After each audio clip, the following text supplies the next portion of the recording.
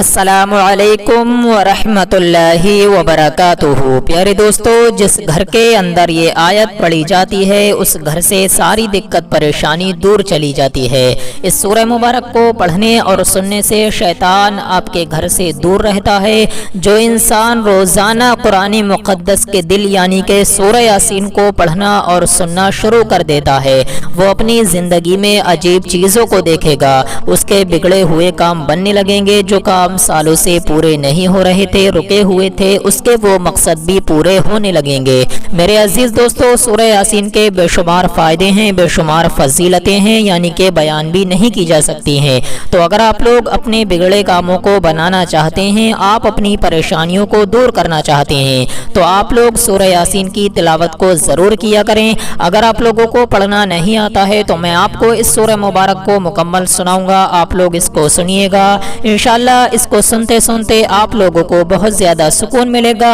और आपकी तमाम परेशानियां भी दूर होने लग जाएंगी। मेरे अजीज़ दोस्तों, आइए अब आप लोग दिल लगाकर इस बरकत वाली सूरह को मुकम्मल सुन लीजिए। अऊज़ु बिल्लाहि मिनश शैतानिर रजीम। बिस्मिल्लाहिर रहमानिर रहीम। यासीन वल कुरानिल हकीम इन्नका लमिनल मुरसलीन अला सिरातिम मुस्तकीम तंज़ीलल अज़ीज़िर रहीम लितुन्ज़िरा क़ौमम मा उन्ज़िरा आबाउहुम फ़हुम गाफ़िलून लक़द हक़्क़ल क़ौलु अला अक्सरिहिम फ़हुम ला युमिनून इन्ना जअलना फ़ी अअनाक़िहिम अग़लालन फ़हिय इलल अज़क़ानि फ़हुम मुक़महून वजअलना मिन बैनि अयदीहिम सद्दन व मिन ख़ल्फ़िहिम सद्दन फ़अग़शयनाहुम फ़हुम ला युबसिरून वसवाउन अलैहिम अअन्ज़रतहुम अम लम तुन्ज़िरहुम ला युमिनून इन्नमा तुन्ज़िरु मन इत्तबअ ज़िक्र व ख़शिय रहमान बिलग़ैब फ़बश्शिरहु बिमग़फ़िरतिन व अज्रिन करीम इन्ना नहनु नुह्यिल मौता व नक्तुबु मा क़द्दमू व आसारहुम व कुल्ल शैइन अहसैनाहु फ़ी इमामिन मुबीन वद्रिब लहुम मसलन अस्हाबल क़र्यह इज़ जाअहल मुरसलून इज़ अरसलना इलैहिम اثنين فكذبوهما فعززنا بثالث فقالوا إنا إليكم مرسلون قالوا ما أنتم إلا بشر مثلنا وما أنزل الرحمن من شيء إن أنتم إلا تكذبون قالوا ربنا يعلم إنا إليكم لمرسلون وما علينا إلا البلاغ المبين قالوا إنا تطيرنا بكم لئن لم تنتهوا لنرجمنكم وليمسنكم منا عذاب أليم قالوا طائركم معكم أئن ذكرتم بل أنتم قوم مسرفون وجاء من أقصى المدينة رجل يسعى قال يا قوم اتبعوا المرسلين اتبعوا من لا يسألكم أجرا وهم مهتدون وما لي لا أعبد الذي فطرني وإليه ترجعون أتخذ من دونه آلهة يردني الرحمن بضر لا تغني عني شفاعتهم شيئا ولا ينقذون إني إذا لفي ضلال مبين إني آمنت بربكم فاسمعون قيل ادخل الجنة قال يا ليت قومي يعلمون بما غفر لي ربي وجعلني من المكرمين وما أنزلنا على قومه من بعده من جند من السماء وما كنا منزلين إن كانت إلا صيحة واحدة فإذا هم خامدون يا حسرة على العباد ما يأتيهم من رسول إلا كانوا به يستهزئون ألم يروا كم أهلكنا قبلهم من القرون أنهم إليهم لا يرجعون وإن كل لما جميع لدينا محضرون وآية لهم الأرض الميتة أحييناها وأخرجنا منها منها حبا فمنه يأكلون وجعلنا فيها جنات من نخيل وأعناب وفجرنا فيها من العيون ليأكلوا من ثمره وما عملته أيديهم أفلا يشكرون سبحان الذي خلق الأزواج كلها مما تنبت الأرض ومن أنفسهم ومما لا يعلمون وآية لهم الليل نسلخ منه النهار فإذا هم مظلمون والشمس تجري لمستقر لها ذلك تقدير العزيز العليم والقمر قدرناه منازل حتى عاد كالعرجون القديم لا الشمس ينبغي لها أن تدرك القمر ولا الليل سابق النهار وكل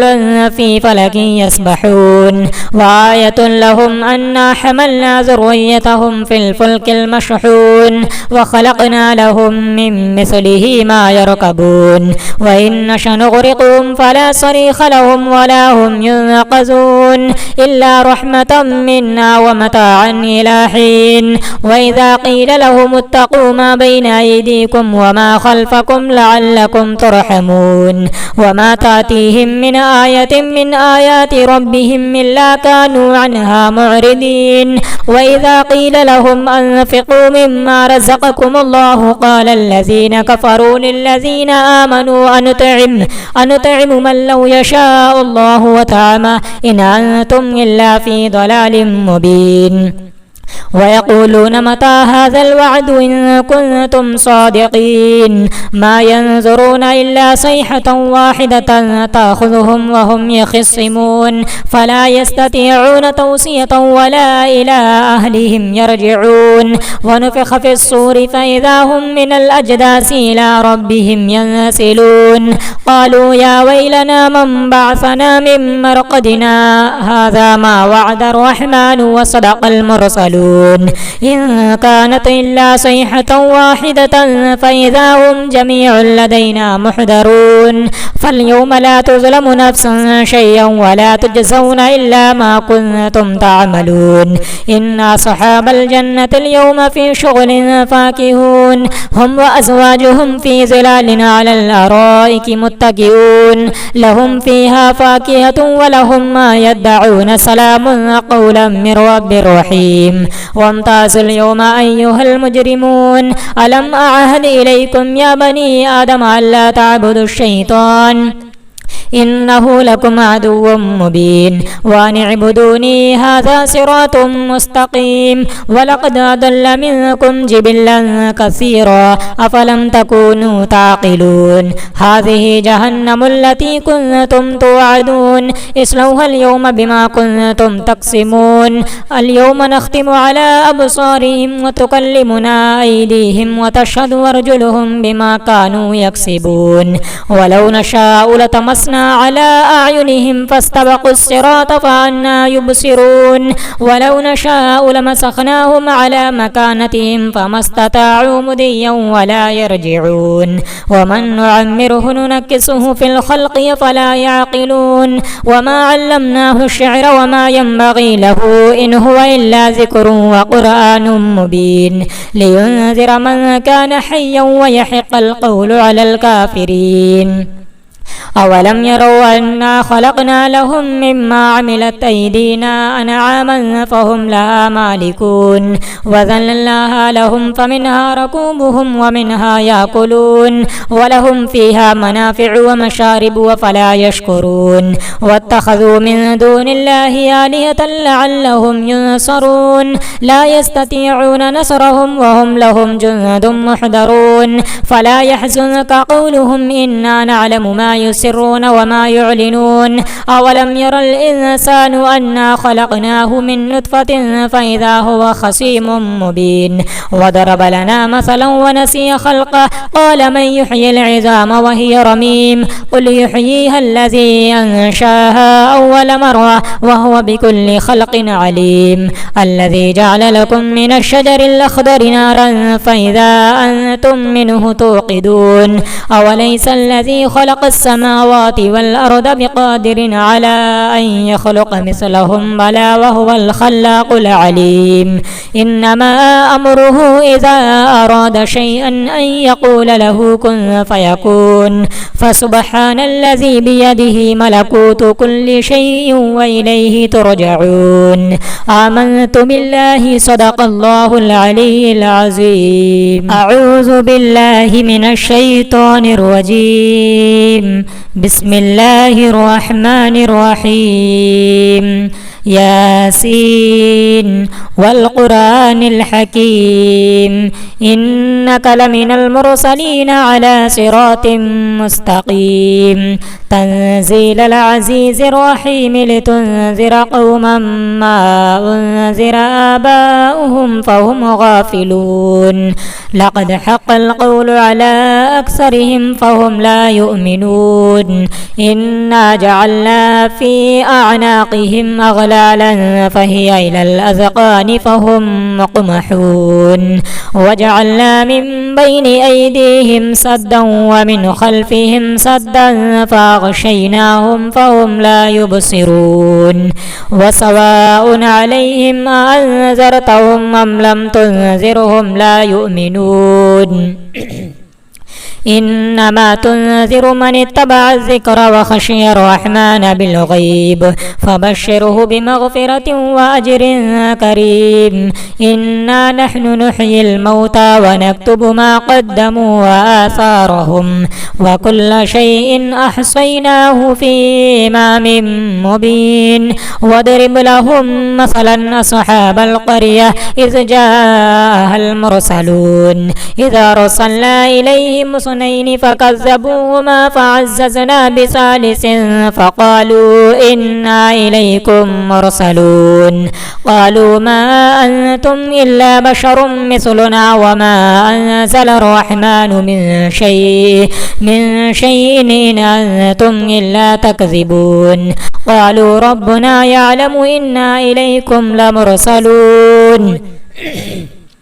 وما علينا إلا البلاغ المبين قالوا إنا تطيرنا بكم لئن لم تنتهوا لنرجمنكم وليمسنكم منا عذاب أليم قالوا طائركم معكم أئن ذكرتم بل أنتم قوم مسرفون وجاء من أقصى المدينة رجل يسعى قال يا قوم اتبعوا المرسلين اتبعوا من لا يسألكم أجرا وهم مهتدون وما لي لا أعبد الذي فطرني وإليه ترجعون أتخذ من دونه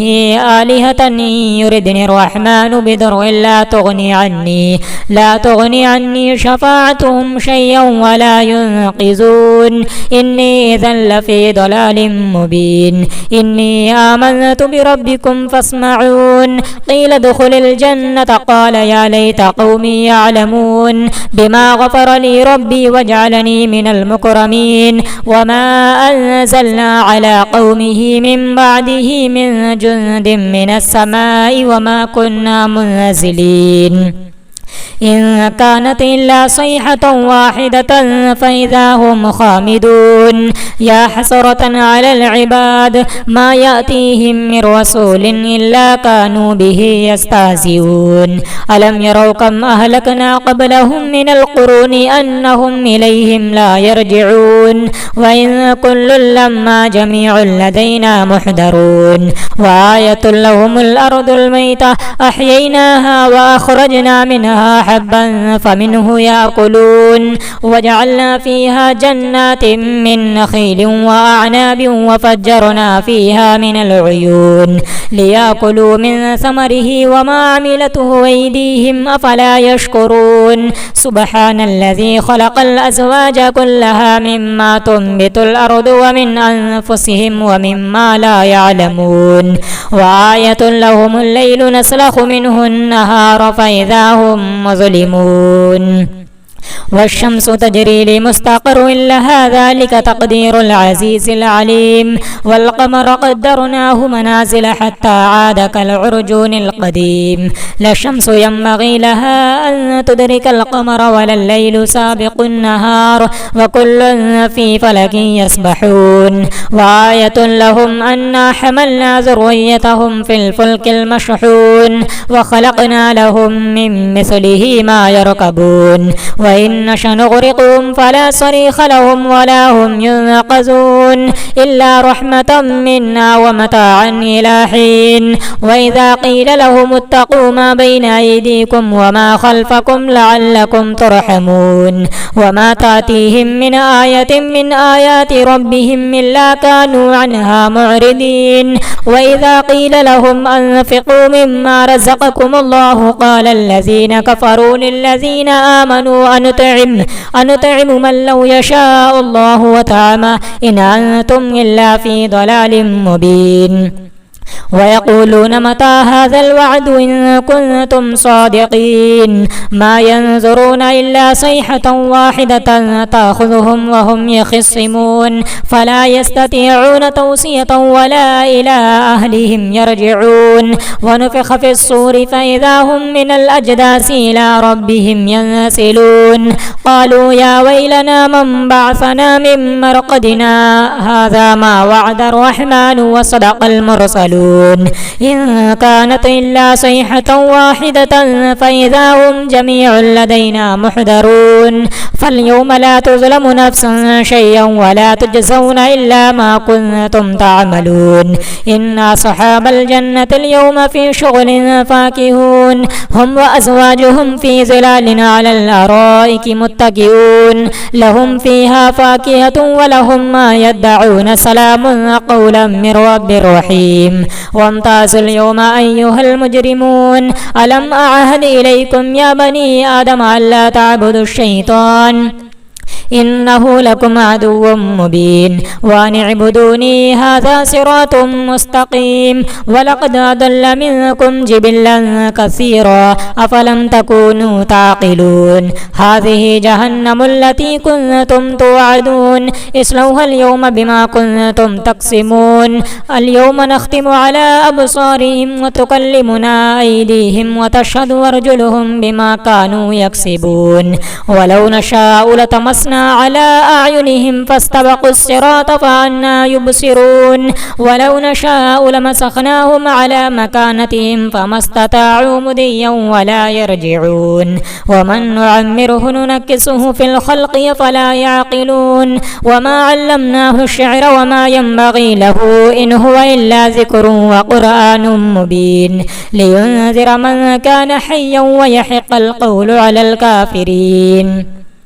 أولم يروا أنا خلقنا لهم مما عملت أيدينا أنعاما فهم لها مالكون وذللناها لهم فمنها ركوبهم ومنها يأكلون ولهم فيها منافع ومشارب وفلا يشكرون واتخذوا من دون الله آلهة لعلهم ينصرون لا يستطيعون نصرهم وهم لهم جند محضرون فلا يحزنك قولهم إنا نعلم ما يسرون وما يعلنون أولم ير الإنسان أنا خلقناه من نطفة فإذا هو خصيم مبين وضرب لنا مثلا ونسي خلقه قال من يحيي العظام وهي رميم قل يحييها الذي أنشاها أول مرة وهو بكل خلق عليم الذي جعل لكم من الشجر الأخضر نارا فإذا أنتم منه توقدون أوليس الذي خلق السماوات والأرض بقادر على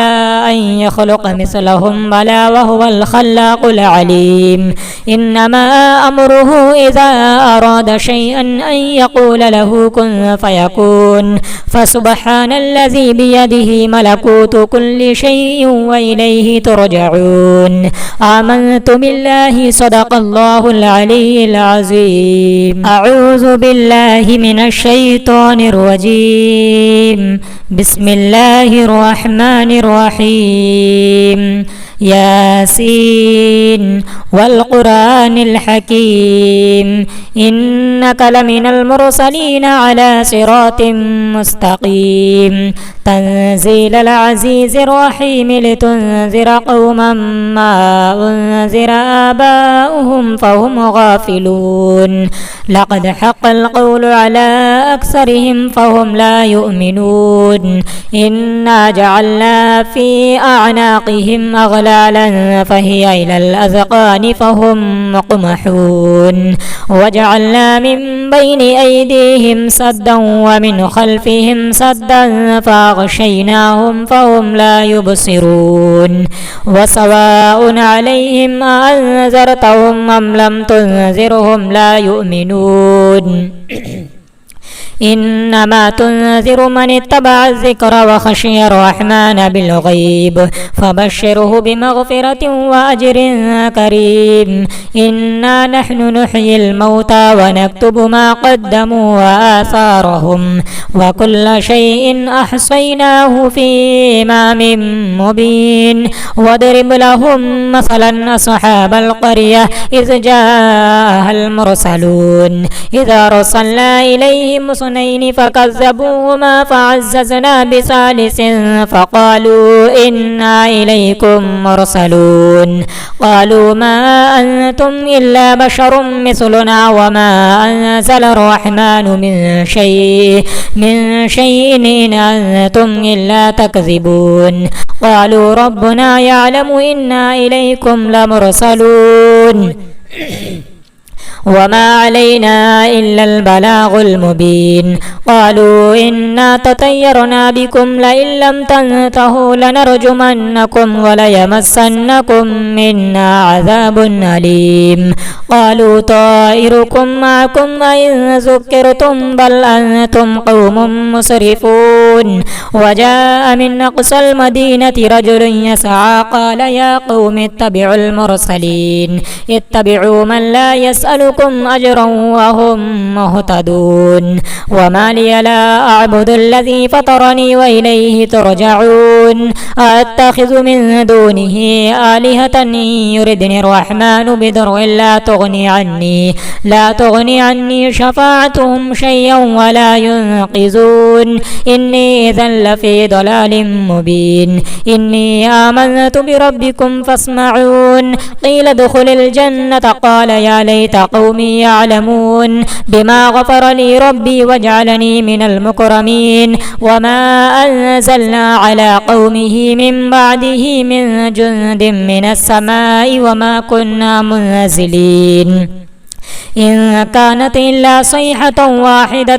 فإذا هم خامدون يا حسرة على العباد ما يأتيهم من رسول إلا كانوا به يستهزئون ألم يروا كم أهلكنا قبلهم من القرون أنهم إليهم لا يرجعون وإن كل لما جميع لدينا محضرون وآية لهم الأرض الميتة أحييناها وأخرجنا منها حبا فمنه يأكلون وجعلنا فيها جنات من نخيل وأعناب وفجرنا فيها من العيون ليأكلوا من ثمره وما عملته أيديهم أفلا يشكرون سبحان الذي خلق الأزواج كلها مما تنبت الأرض ومن أنفسهم ومما لا يعلمون وآية لهم الليل نسلخ منه النهار فإذا هم مظلمون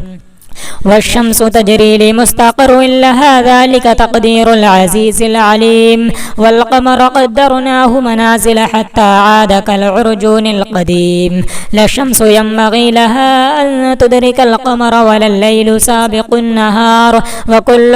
في فلك يسبحون وآية لهم أنا حملنا ذريتهم في الفلك المشحون وخلقنا لهم من مثله ما يركبون وإن وإن نشأ نغرقهم فلا صريخ لهم ولا هم ينقذون إلا رحمة منا ومتاعا إلى حين وإذا قيل لهم اتقوا ما بين أيديكم وما خلفكم لعلكم ترحمون وما تأتيهم من آية من آيات ربهم إلا كانوا عنها معرضين وإذا قيل لهم أنفقوا مما رزقكم الله قال الذين كفروا للذين آمنوا أنطعم من لو يشاء الله وطعمه إن أنتم إلا في ضلال مبين ويقولون متى هذا الوعد إن كنتم صادقين ما ينظرون إلا صيحة واحدة تأخذهم وهم يخصمون فلا يستطيعون توصية ولا إلى أهلهم يرجعون ونفخ في الصور فإذا هم من الأجداث إلى ربهم ينسلون قالوا يا ويلنا من بعثنا من مرقدنا هذا ما وعد الرحمن وصدق المرسلون إن كانت إلا صيحة واحدة فإذا هم جميع لدينا محضرون فاليوم لا تظلم نفس شيئا ولا تجزون إلا ما كنتم تعملون إن أصحاب الجنة اليوم في شغل فاكهون هم وأزواجهم في ظلال على الأرائك متكئون لهم فيها فاكهة ولهم ما يدعون سلام قولا من رب رحيم وامتازوا اليوم أيها المجرمون ألم أعهد إليكم يا بني آدم ألا تعبدوا الشيطان إنه لكم عدو مبين وأن اعبدوني هذا صراط مستقيم ولقد أضل منكم جبلا كثيرا أفلم تكونوا تعقلون هذه جهنم التي كنتم توعدون اصلوها اليوم بما كنتم تقسمون اليوم نختم على أبصارهم وتكلمنا أيديهم وتشهد أرجلهم بما كانوا يكسبون ولو نشاء لطمسنا على أعينهم فاستبقوا الصراط فأنى يبصرون ولو نشاء لمسخناهم على مكانتهم فما استطاعوا مضيا ولا يرجعون ومن نعمره ننكسه في الخلق فلا يعقلون وما علمناه الشعر وما ينبغي له إن هو إلا ذكر وقرآن مبين لينذر من كان حيا ويحق القول على الكافرين أولم يروا أنا خلقنا لهم مما عملت أيدينا أنعاما فهم لها مالكون وذللناها لهم فمنها ركوبهم ومنها يأكلون ولهم فيها منافع ومشارب وفلا يشكرون واتخذوا من دون الله آلهة لعلهم ينصرون لا يستطيعون نصرهم وهم لهم جند محضرون فلا يحزنك قولهم إنا نعلم ما يسرون وما يعلنون أولم ير الإنسان أنا خلقناه من نطفة فإذا هو خصيم مبين وضرب لنا مثلا ونسي خلقه قال من يحيي العظام وهي رميم قل يحييها الذي أنشاها أول مرة وهو بكل خلق عليم الذي جعل لكم من الشجر الأخضر نارا فإذا أنتم منه توقدون أوليس الذي خلق السماوات والأرض بقادر على أن يخلق مثلهم بلى وهو الخلاق العليم إنما أمره إذا أراد شيئا أن يقول له كن فيكون فسبحان الذي بيده ملكوت كل شيء وإليه ترجعون آمنت بالله صدق الله العلي العظيم أعوذ بالله من الشيطان الرجيم بسم الله الرحمن الرحيم ياسين والقرآن الحكيم إنك لمن المرسلين على صراط مستقيم تنزيل العزيز الرحيم لتنذر قوما ما أنذر آباؤهم فهم غافلون لقد حق القول على أكثرهم فهم لا يؤمنون إنا جعلنا في أعناقهم أغلالا أغلالا فهي إلى الأذقان فهم مقمحون وجعلنا من بين أيديهم سدا ومن خلفهم سدا فأغشيناهم فهم لا يبصرون وسواء عليهم أأنذرتهم أم لم تنذرهم لا يؤمنون إنما تنذر من اتبع الذكر وخشي الرحمن بالغيب فبشره بمغفرة وأجر كريم إنا نحن نحيي الموتى ونكتب ما قدموا وآثارهم وكل شيء أحصيناه في إمام مبين واضرب لهم مثلا أصحاب القرية إذ جاءها المرسلون إذا أرسلنا إليهم اثنين فكذبوهما فعززنا بثالث فقالوا إنا إليكم مرسلون قالوا ما أنتم إلا بشر مثلنا وما أنزل الرحمن من شيء إن أنتم إلا تكذبون قالوا ربنا يعلم إنا إليكم لمرسلون وما علينا إلا البلاغ المبين قالوا إنا تطيرنا بكم لئن لم تنتهوا لنرجمنكم وليمسنكم منا عذاب أليم قالوا طائركم معكم أئن ذكرتم بل أنتم قوم مسرفون وجاء من أقصى المدينة رجل يسعى قال يا قوم اتبعوا المرسلين اتبعوا من لا يسألكم أجرا وهم مهتدون وما لي لا أعبد الذي فطرني وإليه ترجعون أتخذ من دونه آلهة يردني الرحمن بضر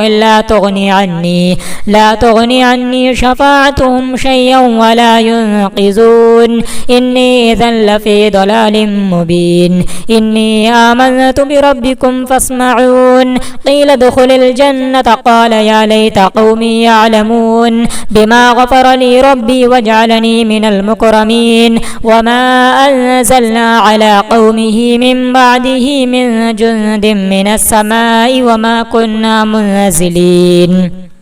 إن كانت إلا صيحة واحدة فإذا هم خامدون يا حسرة على العباد ما يأتيهم من رسول إلا كانوا به يستهزئون ألم يروا كم أهلكنا قبلهم من القرون أنهم إليهم لا يرجعون وإن كل لما جميع لدينا محضرون وآية لهم الأرض الميتة أحييناها وأخرجنا منها حبا فمنه يأكلون وجعلنا فيها جنات من نخيل وأعناب وفجرنا فيها من العيون ليأكلوا من ثمره وما عملته أيديهم أفلا يشكرون سبحان الذي خلق الأزواج كلها مما تنبت الأرض ومن أنفسهم ومما لا يعلمون وآية لهم الليل نسلخ منه النهار فإذا هم مظلمون والشمس تجري لمستقر لها ذلك تقدير العزيز العليم والقمر قدرناه منازل حتى عاد كالعرجون القديم لا الشمس ينبغي لها أن تدرك القمر ولا الليل سابق النهار وكل في فلك يسبحون وآية لهم أنا حملنا ذريتهم في الفلك المشحون وخلقنا لهم من مثله ما يركبون وإن نشأ نغرقهم فلا صريخ لهم ولا هم ينقذون إلا رحمة منا ومتاعا إلى حين وإذا قيل لهم اتقوا ما بين أيديكم وما خلفكم لعلكم ترحمون وما تأتيهم من آية من آيات ربهم إلا كانوا عنها معرضين وإذا قيل لهم أنفقوا مما رزقكم الله قال الذين كفروا للذين آمنوا أنطعم من لو يشاء الله وطعمه إن أنتم إلا في ضلال مبين ويقولون متى هذا الوعد إن كنتم صادقين ما ينظرون إلا صيحة واحدة تأخذهم وهم يخصمون فلا يستطيعون توصية ولا إلى أهلهم يرجعون ونفخ في الصور فإذا هم من الأجداث إلى ربهم ينسلون قالوا يا ويلنا من بعثنا من مرقدنا هذا ما وعد الرحمن وصدق المرسلون إن كانت إلا صيحة واحدة فإذا هم جميع لدينا محضرون فاليوم لا تظلم نفس شيئا ولا تجزون إلا ما كنتم تعملون إن أصحاب الجنة اليوم في شغل فاكهون هم وأزواجهم في ظلال على الأرائك متكئون لهم فيها فاكهة ولهم ما يدعون سلام قولا من رب رحيم وامتازوا اليوم أيها المجرمون ألم أعهد إليكم يا بني آدم ألا تعبدوا الشيطان إنه لكم عدو مبين وأن اعبدوني هذا صراط مستقيم ولقد أضل منكم جبلا كثيرا أفلم تكونوا تعقلون هذه جهنم التي كنتم توعدون اصلوها اليوم بما كنتم تقسمون اليوم نختم على أبصارهم وتكلمنا أيديهم وتشهد أرجلهم بما كانوا يكسبون ولو نشاء لطمسنا على أعينهم فاستبقوا الصراط فأنى يبصرون ولو نشاء لمسخناهم على مكانتهم فما استطاعوا مضيا ولا يرجعون ومن نعمره ننكسه في الخلق فلا يعقلون وما علمناه الشعر وما ينبغي له إن هو إلا ذكر وقرآن مبين لينذر من كان حيا ويحق القول على الكافرين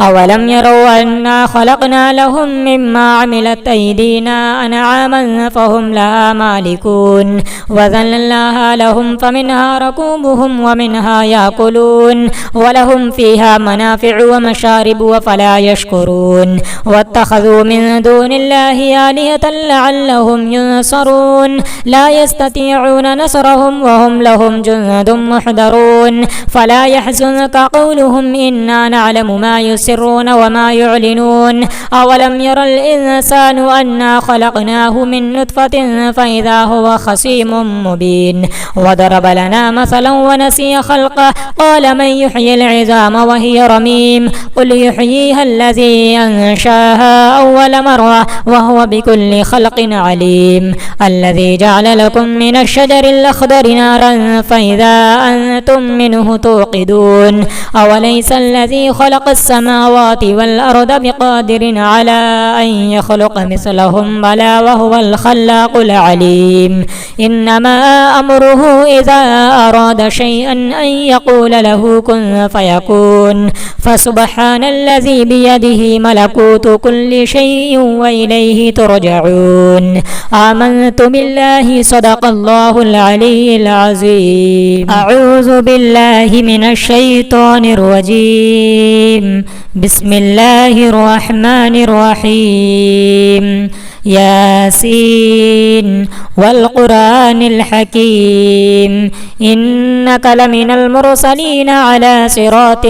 مستقيم تنزيل العزيز الرحيم لتنذر قوما ما أنذر آباؤهم فهم غافلون لقد حق القول على أكثرهم فهم لا يؤمنون إنا جعلنا في أعناقهم أغلالا فهي إلى الأذقان فهم مقمحون وجعلنا من بين أيديهم سدا ومن خلفهم سدا فأغشيناهم فهم لا يبصرون وسواء عليهم أنذرتهم أم لم تنذرهم لا يؤمنون إنما تنذر من اتبع الذكر وخشي الرحمن بالغيب فبشره بمغفرة وأجر كريم إنا نحن نحيي الموتى ونكتب ما قدموا وآثارهم وكل شيء أحصيناه في إمام مبين واضرب لهم مثلا أصحاب القرية إذ جاءها المرسلون إذا أرسلنا إليهم اثنين فكذبوهما فعززنا بثالث فقالوا إنا إليكم مرسلون قالوا ما أنتم إلا بشر مثلنا وما أنزل الرحمن من شيء إن أنتم إلا تكذبون قالوا ربنا يعلم إنا إليكم لمرسلون وما علينا إلا البلاغ المبين قالوا إنا تطيرنا بكم لئن لم تنتهوا لنرجمنكم وليمسنكم منا عذاب أليم قالوا طائركم معكم أئن ذكرتم بل أنتم قوم مسرفون وجاء من أقصى المدينة رجل يسعى قال يا قوم اتبعوا المرسلين اتبعوا من لا يسألكم أجرا وهم مهتدون وما لي لا أعبد الذي فطرني وإليه ترجعون أتخذ من دونه آلهة يردني الرحمن بضر لا تغني عني شفاعتهم شيئا ولا ينقذون إني إذا لفي ضلال مبين إني آمنت بربكم فاسمعون قيل ادخل الجنة قال يا ليت قومي يعلمون بما غفر لي ربي وجعلني من المكرمين وما أنزلنا على قومه من بعده من جند من السماء وما كنا منزلين إن كانت إلا صيحة واحدة فإذا هم خامدون يا حسرة على العباد ما يأتيهم من رسول إلا كانوا به يستهزئون ألم يروا كم أهلكنا قبلهم من القرون أنهم إليهم لا يرجعون وإن كل لما جميع لدينا محضرون وآية لهم الأرض الميتة أحييناها وأخرجنا منها حبا فمنه يأكلون وجعلنا فيها جنات من نخيل وأعناب وفجرنا فيها من العيون ليأكلوا من ثمره وما عملته أيديهم أفلا يشكرون سبحان الذي خلق الأزواج كلها مما تنبت الأرض ومن أنفسهم ومما لا يعلمون وآية لهم الليل نسلخ منه النهار فإذا هم مظلمون والشمس تجري لمستقر لها ذلك تقدير العزيز العليم والقمر قدرناه منازل حتى عاد كالعرجون القديم لا الشمس ينبغي لها أن تدرك القمر ولا الليل سابق النهار وكل في فلك يسبحون وآية لهم أنا حملنا ذريتهم في الفلك المشحون وخلقنا لهم من مثله ما يركبون وإن نشأ نغرقهم فلا صريخ لهم ولا هم ينقذون إلا رحمة منا ومتاعا إلى حين وإذا قيل لهم اتقوا ما بين أيديكم وما خلفكم لعلكم ترحمون وما تأتيهم من آية من آيات ربهم إلا كانوا عنها معرضين وإذا قيل لهم أنفقوا مما رزقكم الله قال الذين كفروا للذين آمنوا أنطعم من لو يشاء الله وطعمه إن أنتم إلا في ضلال مبين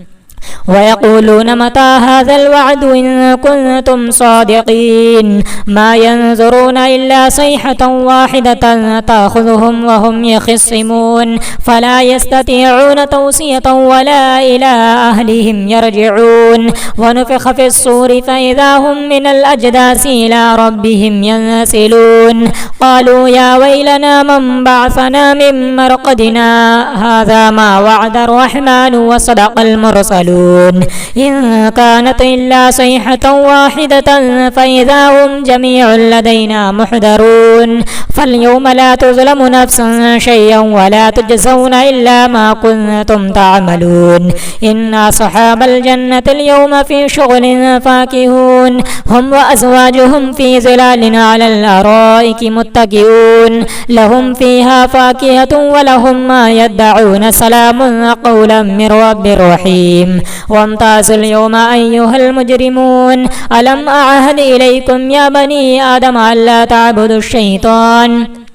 إنه لكم عدو مبين وأن اعبدوني هذا صراط مستقيم ولقد أضل منكم جبلا كثيرا أفلم تكونوا تعقلون هذه جهنم التي كنتم توعدون اصلوها اليوم بما كنتم تقسمون اليوم نختم على أبصارهم وتكلمنا أيديهم وتشهد أرجلهم بما كانوا يكسبون ولو نشاء لطمسنا على أعينهم فاستبقوا الصراط فأنى يبصرون ولو نشاء لمسخناهم على مكانتهم فما استطاعوا مضيا ولا يرجعون ومن نعمره ننكسه في الخلق فلا يعقلون وما علمناه الشعر وما ينبغي له إن هو إلا ذكر وقرآن مبين لينذر من كان حيا ويحق القول على الكافرين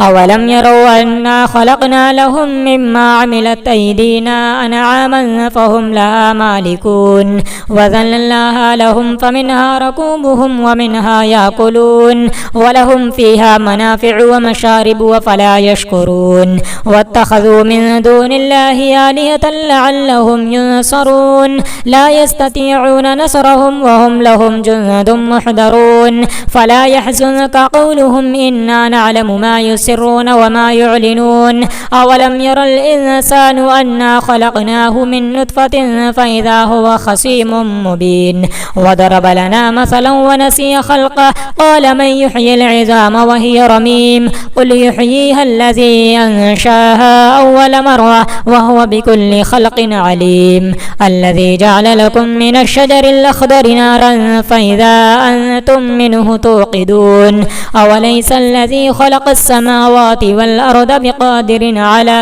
أن يخلق مثلهم بلى وهو الخلاق العليم إنما أمره إذا أراد شيئا أن يقول له كن فيكون فسبحان الذي بيده ملكوت كل شيء وإليه ترجعون آمنت بالله صدق الله العلي العظيم.